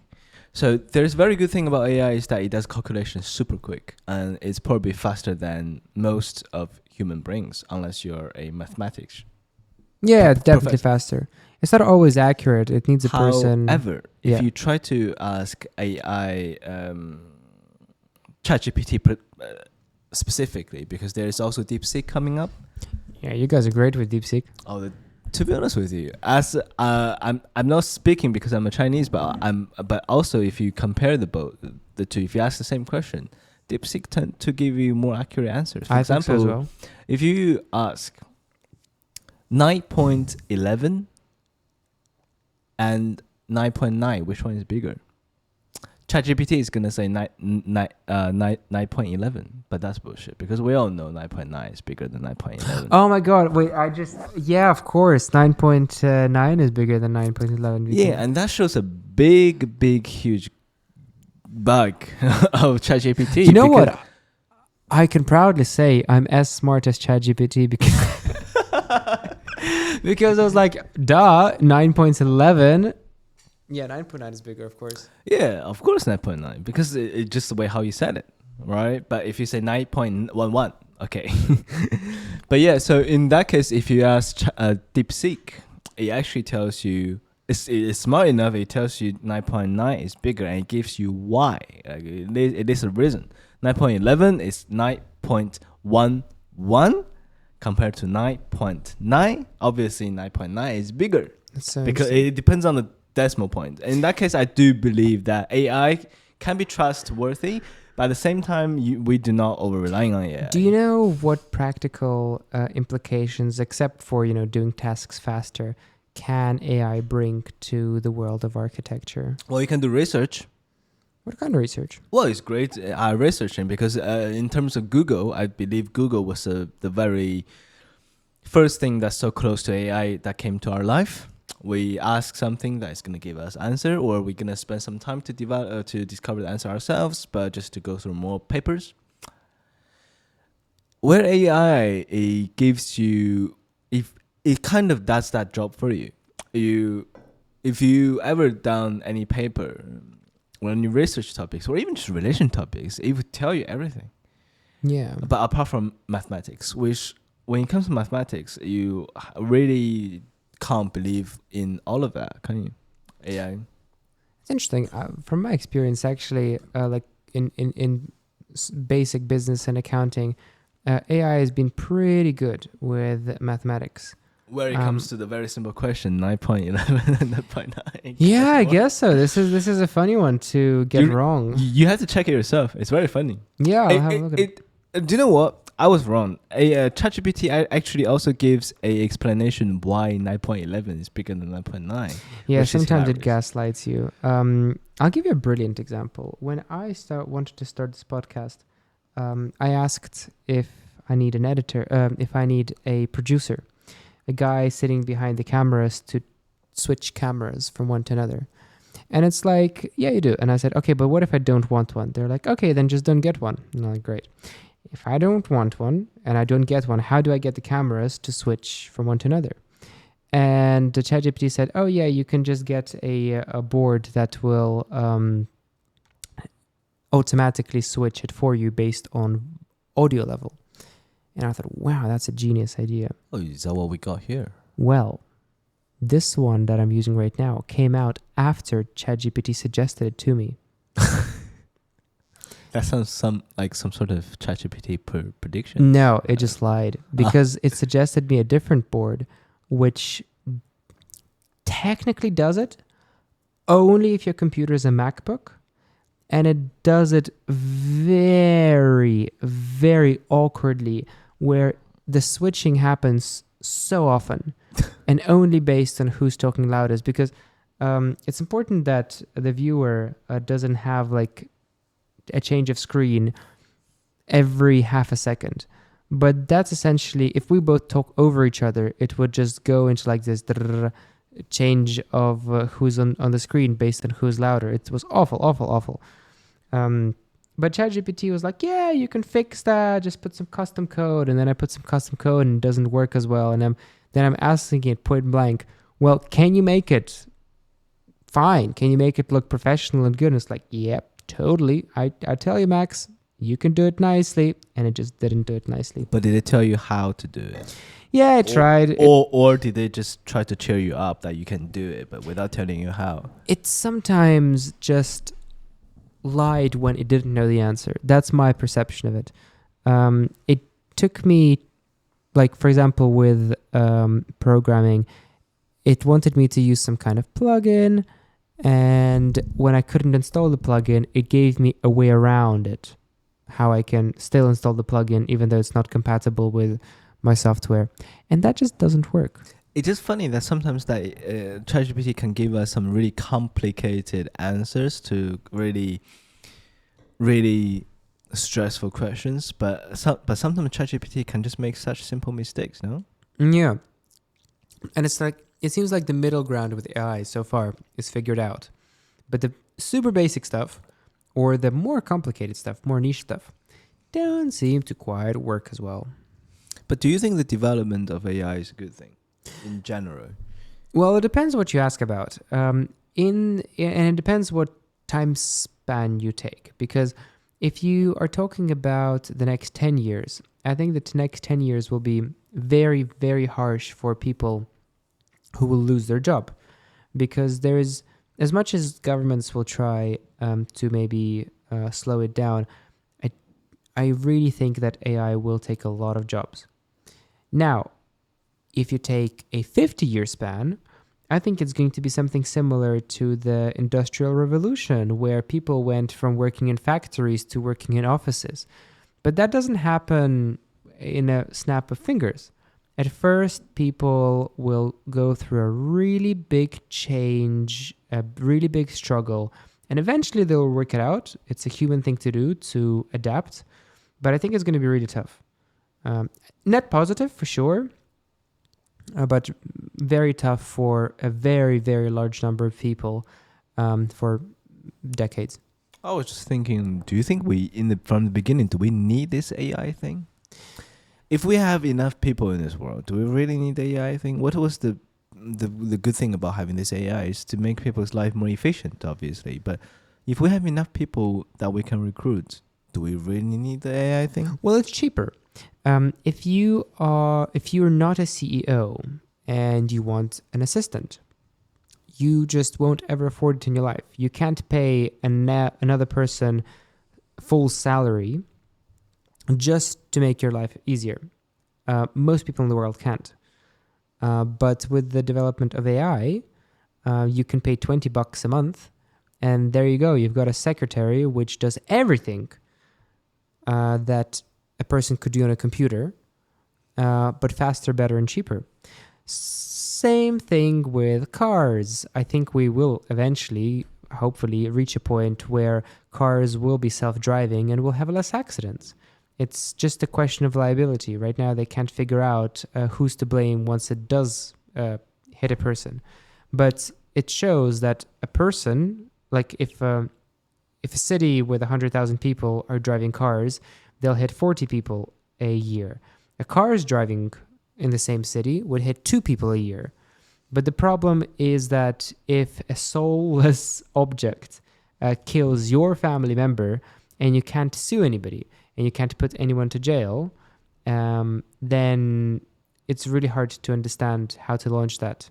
But that's very funny, because if we don't know who to blame if AI makes a mistake, such as what you said, or what if in construction, as in my profession, what if AI made the calculation wrong, that we built the building in the wrong way, Yeah, and exactly. and it happens to collapse? Who do we blame? In that case, I think we started to treat AI as a person, because it seems like it has brains and it makes decisions. But in my case, I would say the person who made the final decision to trust AI should be the one who to blame, no? Because AI gives you decisions, but it only gives you suggestions. Yeah, you gotta check it. Yeah, you gotta check. So I check guess in the case of construction, it's the firm that takes on this project and double, triple, quadruple checks after everybody's decision would take the blame. But what if you're just like a taxi service, right? And there's no driver at all. Is it the person that is manufacturing the cars, and he's manufacturing 200,000 cars, of which one will end up hitting a person? That's a high risk to take for a manufacturer. Is it the owner of the car who was at home? How is he to blame? Who gets the blame? You can't put AI in jail. It's not a physical entity. Or maybe it could be the client who decide to get on the Uber with no Yeah, but person that's- driving. Like, you trusted that AI car, so... But it just depends. Actually, Oliver, that could potentially be a solution. Like, what if you only let people with a driving license? Yeah, you take your own risk. Could be a way. So it's like a car sharing service. But then how does a taxi get to you? So I was thinking at first, if a taxi comes to you, you scan your driving license, you get inside, and then you don't drive, but you're in front of the wheel monitoring it. But then the car also has to get to you. It all breaks down. It doesn't work. Yeah. To be honest, I start to think that in certain professions that we may have to stop getting AI involved. But isn't that a little bit stupid? Here's the thing. Look, apart from making the employment rate cheaper by using AI instead of an actual driver, what can AI bring us? More people getting killed on street? Or is more accurate? Or is it going to calculate the more like faster route, which we already have GPS to calculate the routes for us? In terms of all aspects, to be honest, in terms of just driving, forget about the salaries and amount of cost that you have as an employer. I think AI is nothing as good as a driver. A driver is more reliable. It talks to the client. It also be as accurate as AI because we have GPS. We can combine technology with the labor, just as good as AI. But the only benefit that AI brings us is the cost. And I think more nowadays, many people try to get AI involved. It's literally because of the cost, or is it actually because AI is that good? So I'm going to challenge you on that. I actually think that the most basic AI driver is better than the most professional Uber driver, because AI won't get distracted by a phone call. It won't text and drive. It won't consume alcohol and drive. It won't look at that pretty girl on the sidewalk and then hit the red light. It won't change lanes without an indicator, which I think eliminates a huge proportion of accident causes. The only way that I'm aware of that AI driving cars get into accidents is if they misread the world around them. Like one of the more famous causes, if you put an AI in an airdrome, like an airport, and you make it drive around the airplane place, it actually won't see an airplane. It doesn't understand the concept of an airplane. It knows a building, it knows a car, it knows a person, but it will see an airplane and just drive right into it because it has never seen it before. That's what most car accidents are like. There will be a cone that it doesn't identify. There will be a person wearing a color that it is too reflective. It's going to be something very niche that doesn't happen often, and that's what causes an accident. But I think people are very unreliable, especially when it comes to driving. And I do think that's really interesting because if you think about AI like that, sometimes it can be like a genius. That's all the calculation research that we can't do in seconds, but it does in seconds. But also, it makes silly mistakes, like it cannot recognize, for example, as you say, the color that the person is wearing. Yeah. Like, silly mistakes could be like a baby. Maybe baby doesn't even make that. But if you think about that as a business person yourself, what kind of jobs should involve AI? And for example, if AI is really mature, what kind of job would you get involved in AI? Would it be to replace the therapist? Would it be something service, something human can do? Or management, people? What kind of hierarchy that AI should get involved in? Well, should is not a question that a businessman answers. From a business point of view, you always answer the question of, will there be demand for it? And can I have a profit margin higher than 10%? And if both of those are yes, you potentially go for it. Should is more of an ethics question. It's more of a sociology question. Should AI be a therapist? To the people that can't afford a therapist, why not? Yeah, why not? Should it replace the job of a professional psychologist and eliminate people with a university degree? It shouldn't. But it may do that to some. And then there's that really brutal question, well, adding competition to the market, to any market, is typically good. For example, if you have one supermarket in a city, or if you have 5 supermarkets in the city, 5 is better because those 5 will compete between each other, driving the prices low, trying to make the quality of products as high as possible, anything to make the consumer prefer one over the other 4. With jobs, it becomes much more of a difficult question because instead of eliminating just soulless businesses, you're eliminating actual people from the job. Because in most professions, not in most professions, but in a lot of professions, the top 20% have a job, the bottom 80% are unemployed or are on a minimal wage. Better for the consumer is AI. Better for society, hard to say. Better for the professional is no AI. But at the same time, if you think the end of the world, what is the end of the world? And from what you just said, it does sound like the end of the world to me, no? Because what if everything has been replaced by AI? Yes, all these bosses could leave, all those consumers could leave, but without people working, they don't earn money. A lot of people start to lose their jobs. How are we getting those consumers from? It could be the end of our world. I'm sure people that were here before the 1900s and all the factories came and people lost their farming jobs. Imagine owning a horse-related business before cars were invented. You were making, let's say, horseshoes, and suddenly cars are making... cars are the next thing, and the population of horses goes down by 98%, which is exactly what happened. Because there's no point owning a horse. You can own a soulless engine, and that moves you everywhere. It's the end of that people's world. But in a philosophical way, it's the start of a new one. So I guess, in a way, I don't think it ends the world. It just changes it beyond comparison. But as well, I think what you said about the AI is very interesting, is that AI kind of changes the hierarchy, because something happens, we have to identify that we have to understand, is that the AI's fault or is that the person who decides to use the AI's fault? For example, as a manager yourself, you could replace your therapist, you could replace your staffs by just using AI, maybe even receptionist.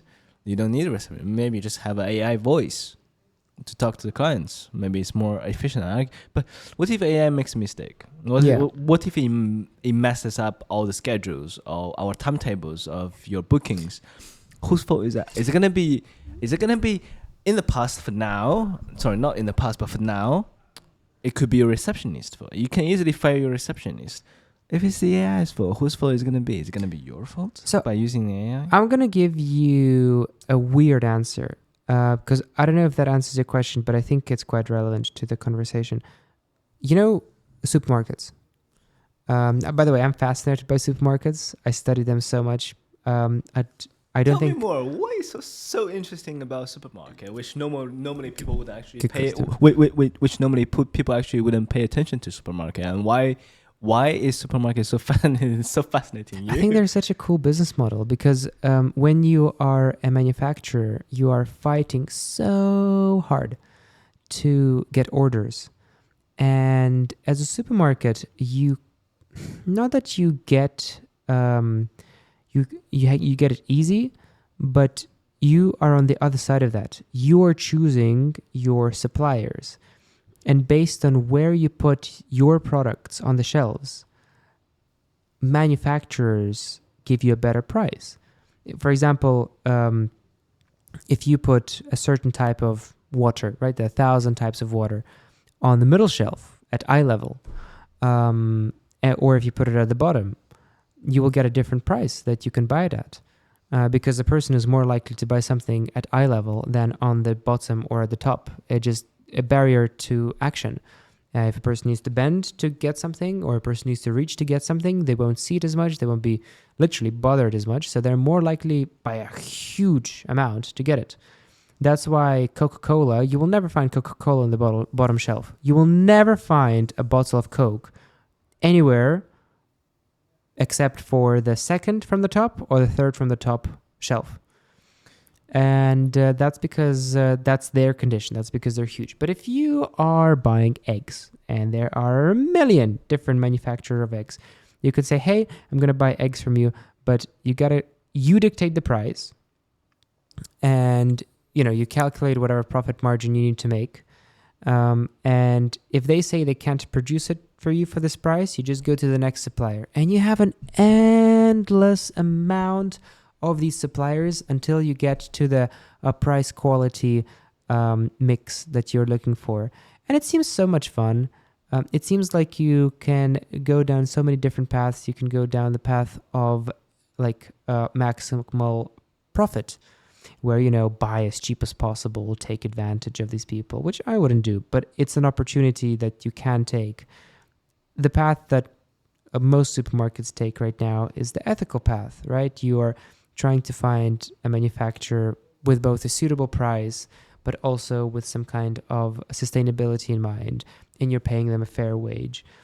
And it feels like it's like economist's dream, because the supermarket doesn't really work on customer acquisition. You don't see a lot of advertisement for come to Waitrose. You just open a Waitrose and people come there.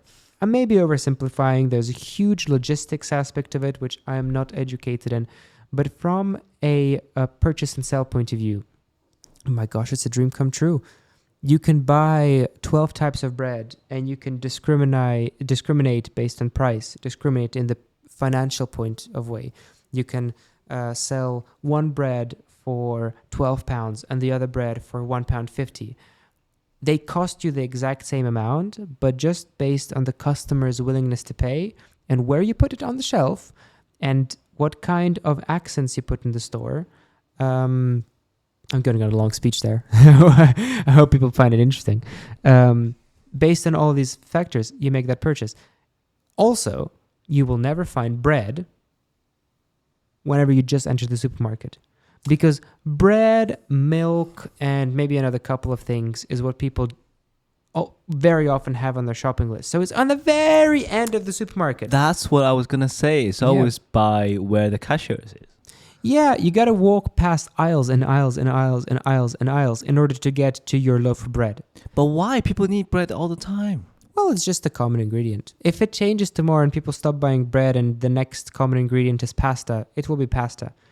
But people tend to... bread spoils pretty quickly, and bread is used in pretty much every meal in Western culture, so you always need to top up. Yeah, and what I was thinking is that, okay, so the reason why they put it at the end, maybe because they know that most people coming to here, 9 out of 10 could be coming for bread. Yeah, exactly. So they want you to go through everything, that's what you're saying. Because you're going to walk past yogurt and you'll be like, oh, fuck yeah, I need yogurt. But if yogurt was the last thing in the supermarket, I'll tell you more.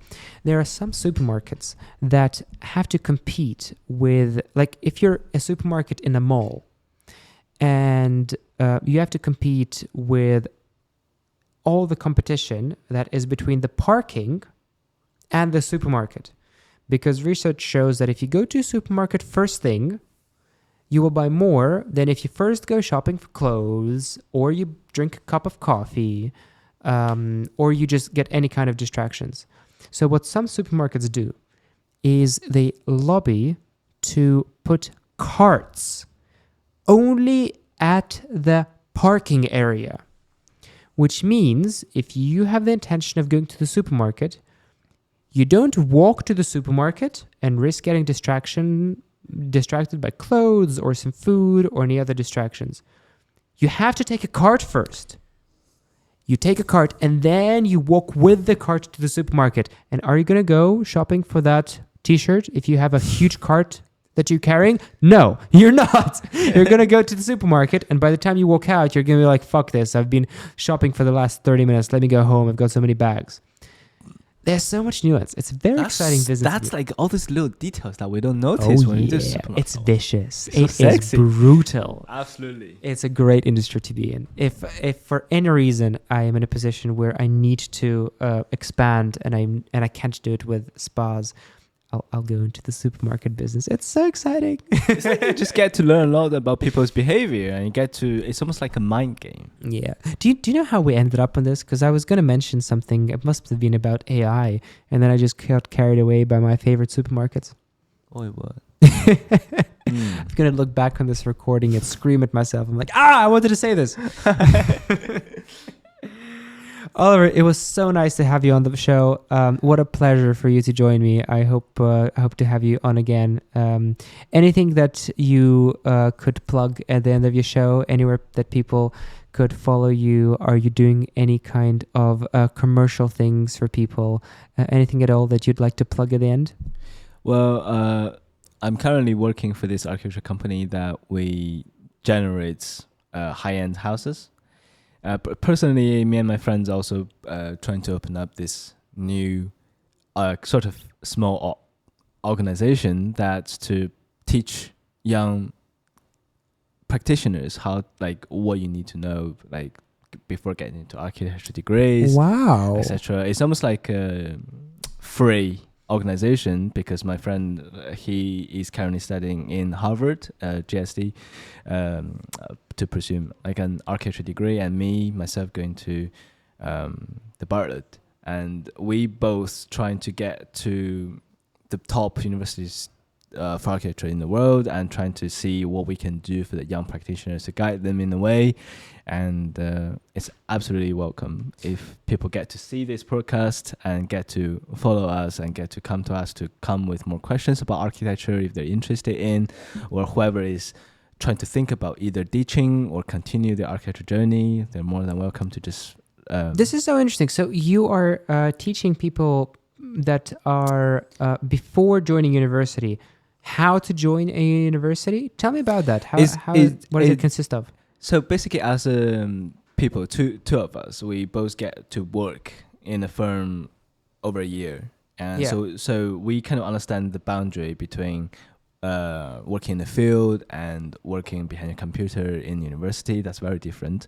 And what we really want to do is to show these people what you're signing yourself up to, and are you ready for that? And if you're ready for that, what you need to know before you're getting in. Also prepare for those people who are not working but ready to do architecture competitions. How do you prepare for competition? That's another methodology, because to work, to apply for uni and to apply for competition, that's two different things. Competition is more about... This is so interesting. Let's keep going. Is it paid content? Can you talk about this on the podcast, or is it paid only? No, it's not paid only.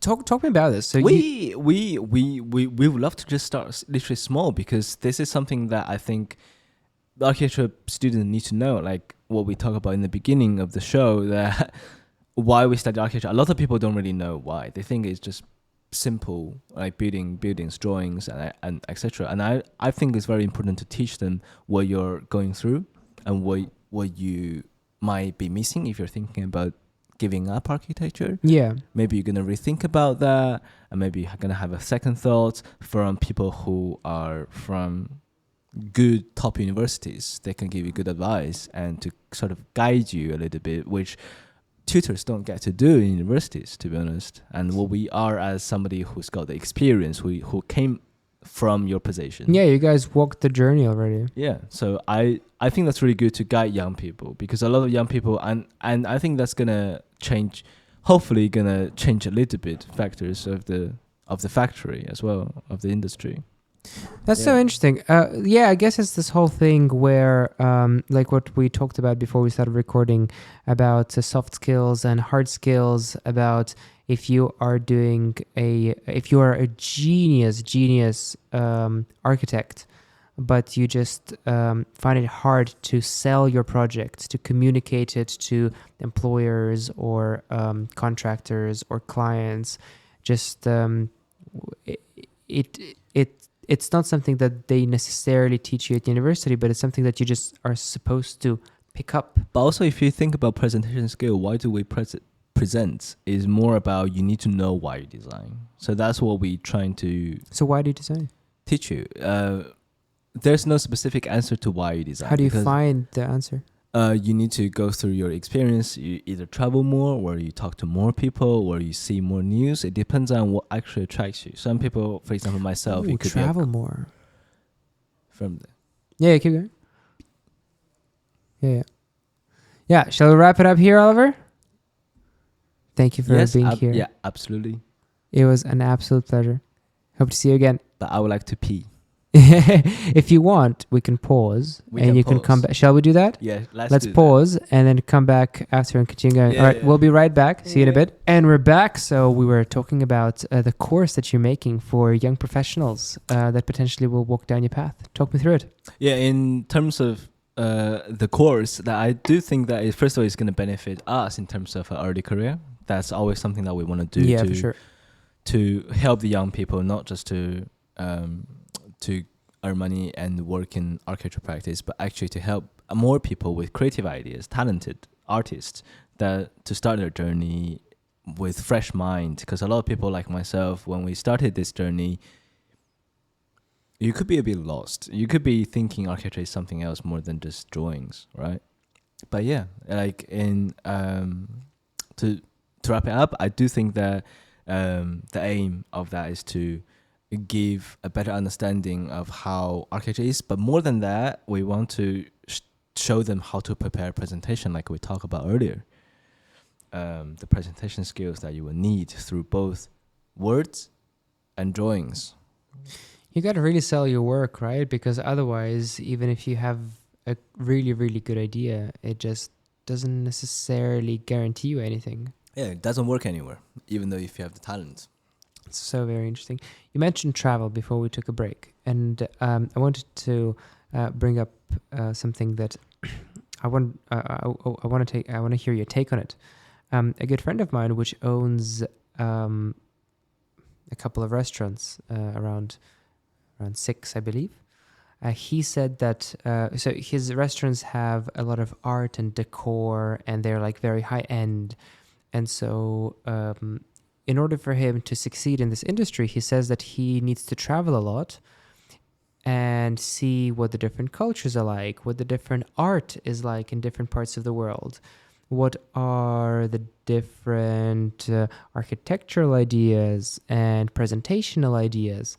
And as he absorbs all this knowledge, he's able to come up with something that is a little bit more unique to his area. He's doing this in Iran. So in Iran, he's got one in Dubai as well. So he takes a considerable amount from his year to just travel around somewhere, a week here, a week there, to see what it's like. And then because of how different humans are in different parts of the world, helps him do it. It must be something similar in architecture, right? What is it like? Yes, absolutely. Because a lot of people actually, when you talk about traveling, I was thinking about myself, because a lot of architects that tends to promote you, even my tutors in university, they will promote you to travel more. Especially to be more realistic, if you apply for a job, the more traveling experience that you have on your CV, you get a better job for some reason. No way, really? Yeah, apparently Wow. that kind of shows your experience. That shows your understanding of different culture. Because as I said, architecture represents culture. It represents history, materials, everything that comes from traveling, from the experience of traveling. When you explore the city, as we talked about earlier, about the 15-minute city, how long is from one place to another place? This, like, architecture is all over the place. It's not just a building, just a box where people live or use. Architecture shapes city, if you think about it deeply. So yeah, I absolutely do recommend, which is also why the organization that me and my friend were doing is more targeting on the international aspects, where he's from the US, I'm based in the UK. But he goes to Harvard, right? He goes to Harvard. That should be your UAP, right? Unique selling point, USP. Not really. Come on, Harvard. But yeah, absolutely. Well, but you go to a great university as well, but Harvard is on the ear. Everybody knows Harvard. Everybody knows Harvard, which is also why we decided to use the influence that we can get to teach. Not just, but also if you think about that, not a lot of people get to go to Harvard. As I talk about my friend, that he goes to Harvard because he's very good at presentations. Which is the most important thing in my opinion. It's so important. It's so sales, important. because presentation is just sales, just put differently. Absolutely, I'm not joking. Even my friend told me that he was surprised that Harvard chose him over another friend of ours who's got A for everything, A+ for everything, whose work was amazing, been nominated in the UK by RBA system. She didn't get into Harvard. Yeah. Guess what? Guess what? My friend got into Harvard, but at the same time, you can understand how competitive Harvard is. Not even talented people, nominated people, they can't get into Harvard. And the reason why we're doing that, as you said again, is that we want to teach the people who cannot go to the Bartlett or Harvard, to teach them how those top universities think, how they think. Give everyone an opportunity. What if some people are really talented, but their grades are not there? So if I was an architecture enthusiast and it was my dream to become an architect, I would think that what I would need are some basic good grades. And then on top of that, I would need to show a lot of personality, because it seems like recently universities, they don't just look at who's got A's, because everybody's got A's, but they also look at the person who has volunteered somewhere or launched his own website or had some kind of minimal work experience. Even if you worked as a barista, that already speaks something to you. And it's not about how you write the personal statement, but it's more about the language that you use in your personal statement. And how would you rate my approach to it? You've done it. So would that work? Would I need to include something else? Is something what I'm saying unnecessary? As someone who is applying for an architecture job or jobs in general? Well, I would say university to start with. Well, if you're applying for university, well, I do think that what you said is totally true, because you need to show characters. Grades do matter in a way, because it represents how well your academic skills are. But it doesn't necessarily matter that much, because everyone had this rumor about the Bartlett to be the best architecture school in the world, where they only accept A's or first class. But I've just know someone that his name rings a bell, and he's studying in the Bartlett School of Architecture, where he got a second class degree, where everyone was shocked. Why would he get in? Because maybe it's because of his ideology, or maybe it's because of his presentation skills in interviews. Could be many factors. Yeah, I think sales could be a huge one, really. Because sales, yes, I won't shut up about sales, because I think it would be really nice if we could learn it from more than just practice. If there was a reliable course or job experience or something along those lines that would actually help people in their presentation skills, that would be really great. And is that what you guys are doing? And that's what we are trying to do through drawings, and show the techniques of how, when sometimes I think when it comes to engineers and builders or architects or interior designers, you communicate through drawings. That's what I've learned from my job currently. Like, you don't really talk to the builder. You don't go to site every day. You only send drawings every day. Yeah. When you want to communicate with your builders, if you think that you have to babysit them, when you do a drawing to show how the concretes are built with the timber frame, for example, Yeah. you need to state specifically, very clearly, even step by step, what material is what, which step comes first, what's in front of what, why is that. Like, you usually need to talk through it. Just if your idea is correct, if you didn't communicate it super thoroughly. When I say super thoroughly, that means almost like babysitting them. So basically, your drawings communicates your ideas with the builders on site. It must go through a lot of layers. It goes from you to your... So we just lost video, which means that one of our cameras has died. Or maybe all cameras have died. Oh, my camera's alive. So your camera's alive. That's funny. That middle camera is alive, so we know which one. So is my dead. camera dead? Is it my camera that's dead? So I was going to say that the reason I assume that all those instructions need to come into place is because it must go through so many different layers. It goes from you, the person that made them, to your boss, to later the head builder, to later the person executioning it, right? And everybody have to be on the same page. So absolutely, that's where communication. Do they teach much communication in university? No, you don't teach. Oh, what a shame. And that's the thing, they don't really teach you. In fact, I do think there's a little bug in universities, because we have tutors and we have different studios. I believe that's in every architecture school. And that's the problem, because tutors are the ones who mark your grades, and tutors are the ones who judge your work. But tutors are humans, and different tutors, they like different things. It depends on your tutor's taste, right? If you go to one tutor, they may give you C. If you go to another one, they may give you A minus. Reminds me of the saying, don't play the game, play the player. Absolutely. You have to be the player. You don't want to play the game, because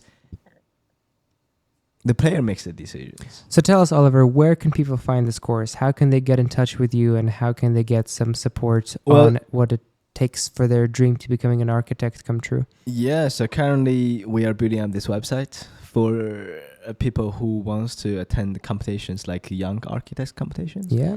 Do you have a domain? We do not yet. It's in developing process, but you should be if you want, you are able to contact me or either my partner for this course through Instagram. Soon we're gonna build up this. I'll leave a link to your Instagram in the description. Just tell to the people watching what's your Instagram in case they don't want to check the description. The Instagram is Cheng Oli. CHENG .Oli. And you know what, guys? Even if you are not architects or aspiring architects, go give Oliver a follow. He's a great guy. We've been friends forever. We've traveled to so many places together, from Japan to Switzerland to places around the UK. He's awesome. So on that note, I would like to say thank you so much for being here. You're the beginning and the foundation of what I hope is going to be a long journey for me. You're the fourth person to come on this show. And it means a lot to me. Thank you for supporting my work. That is so touching. Thank you so much, Max, for having me here and having this beautiful evening with you. And I've really enjoyed all the setups and the lights and the talks that we've had about everything. Thank you so much. It was an absolute pleasure. All right. Bye, everyone.